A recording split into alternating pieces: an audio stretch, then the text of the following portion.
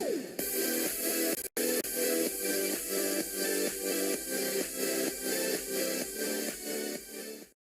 guys, Dante Free here. Today we're back with another match review, and tonight Newcastle United have lost 2-0 to Chelsea, and everything just went horribly wrong, completely different to what we did against Southampton. We defended very well. This time we didn't have a clue what we're doing. I'm going to talk about the team selection. So Chelsea picked a very weak team. Kepa in goal, Christensen, Hudson-Odoi right mid in a 3-4-3, but not the one we were expecting. I mean, they played a 3-4-3, but they had probably top 10, not maybe a top 4, might have been top 4 attack, but the midfield and the defence was not top 4.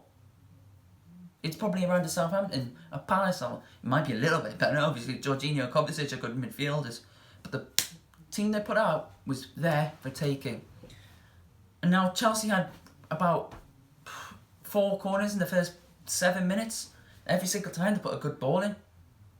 So that surely we knew to think, let's start learning how we defend these corners. Should have studied them in the week. But they were the joint best corner takers, and it shows why, because the second goal was a corner, but let's talk about the 16th minute when Abraham comes off injured. A last ditch tackle from Lascelles. It's a good tackle. He might caught his leg before getting the ball, but it's not a natural position for Abraham, so it's not a penalty. He goes off injured and we play the game. But Giroud comes on, and obviously Giroud had only 1 goal to match his best goal scoring tally against a Premier League club. That was Aston Villa, 9 goals. What did he do about 10 minutes later? He gets his 9th. The goal was due to us not marking properly in the box. The back 4 were too deep. Kraft gets done too easily. He pulls it back. Obviously it's a good punch away from Darlow. At first I thought maybe he could have caught that, but after watching the replay, it's a bit far out, so he had to push it. So Shelvey and Hayden, don't know where they were, wasn't Willock's man to pick up. Hayden and Shelvey were in no man's land, and it's just an easy tap in. You could see it coming from a mile away. And then about 7 minutes later, another corner, and it's not defended well at all. Werner's goal came from a corner where we didn't mark properly. The 6-yard box only had Shelvey and Gale on. The rest were all above the 9-yard. And maybe Lewis was at the back post, marking Werner. And Lewis is to blame here. The ball comes in, and it's a decent ball. Giroud gets his head on it. I mean, obviously Lascelles is unlucky to play it to Lewis, but surely one of the principles of defending, and I'm not a defender, but I'm a goalkeeper, surely the principles of defending is you stay with your man. You watch your man until the ball is out the box. Lewis didn't do that. He's running out before the ball's even cleared. Might be going wide. So what? If it's gone wide, it's not cleared yet.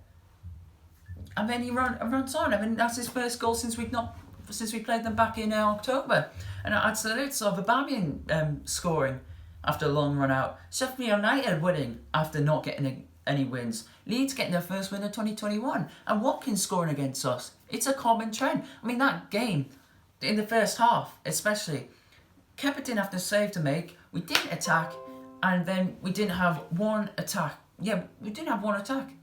One attack in the first half. I don't mind sitting off for 30 minutes. The last 15 minutes of the first half, you go for it and see what you can get in the second half. Second half starting a little better, a little bit on the front through, 1 or 2 pop shots, nothing that's going to affect Kepa.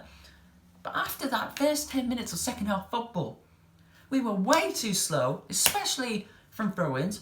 Lewis could have waited about another minute. We didn't throw the ball in.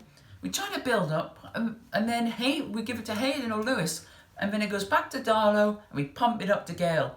And he's never winning the header. Gale and Miggy are never winning headers. You should have played Carroll or Joe Linton if you wanted to pump it up to them guys.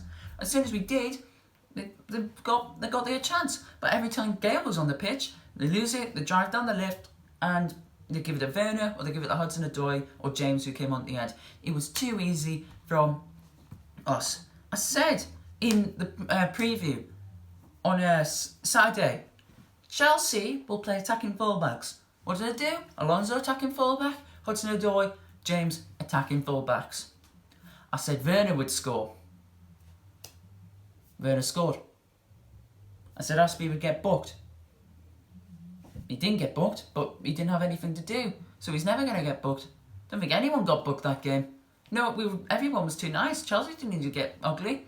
We just didn't want it. We were lucky to get away without being a 3-0 defeat. Lascelles should have gave away a penalty for pushing Werner down in the second half.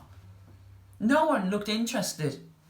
And they'll just suck it up and go, oh, it's 2-0, it's a big team. We've got to be compact, got to be defensively aware. They'll do it exactly again on Saturday against Old Trafford. I'll be previewing that game on Thursday and Friday. And they'll do the same thing. It's so obvious. Newcastle United are... It could be easily looking down at the way Fulham played last night against Everton. They've got Sheffield United, Burnley. They get 2 wins, 1 point. After the Manchester United game, we could be 1 point above the drop zone.